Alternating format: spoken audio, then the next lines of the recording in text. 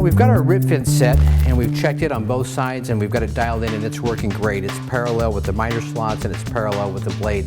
The next thing that we have to be able to do is we have to be able to cross cut the board. So we've got it ripped, now we have to be able to cross cut it accurately at 90 degrees. So in order to do that, we're going to remove the rip fence and put it back on the hooks in the back. We're going to grab the miter gauge and bring it over to the saw.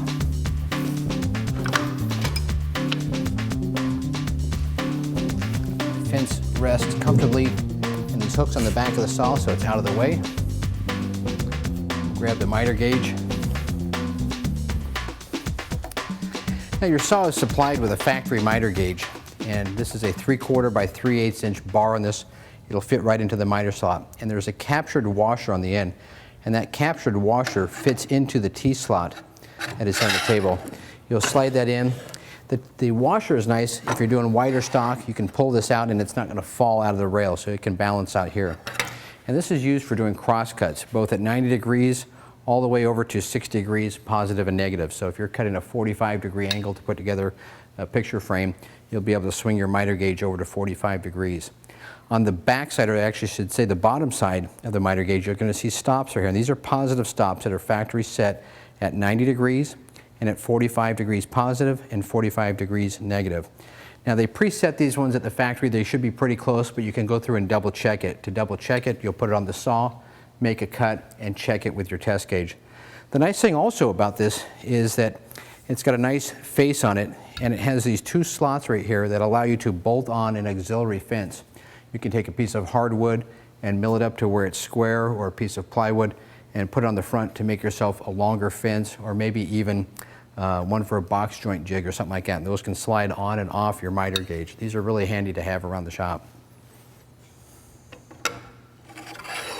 Now to check and adjust the miter gauge, you're going to need yourself a square, a screwdriver to go through and set those pre-stops there.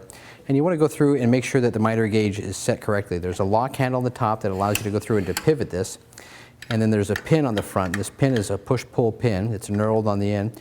When you pull it out, you'll have full range of motion on the miter gauge. When you go through to set it, you'll push the pin in, come back against the stop, and then lock the lock knob down. That way it doesn't twist or turn on you at all. Now we can go through and make a cut on our sample board here with the miter gauge, and then we'll check it for square.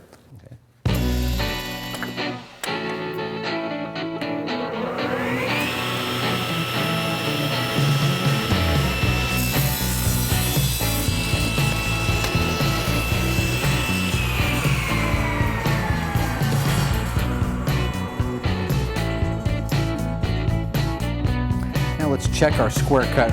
We ripped on this side, we cross cut right there, and boy, that is right on.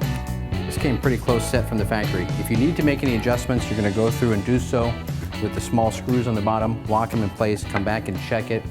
Now I've checked it for 90 degrees. I'll go back and repeat those processes for 45 degrees. Same process, just go through and recheck those. Now we've got our rip taken care of. We've got our cross-cut adjustments taken care of with the miter gauge. And you'll actually refer to page 15 on the owner's manual. It talks about setting the screws and the adjustments here for your miter gauge. Let's set this on the bench. Let's get set up for our next cut. And this is going to be a beveled cut. And you'll see that there's a nice scale in the front of the saw right here. This will allow you to pivot your blade from 90 degrees through 45 degrees.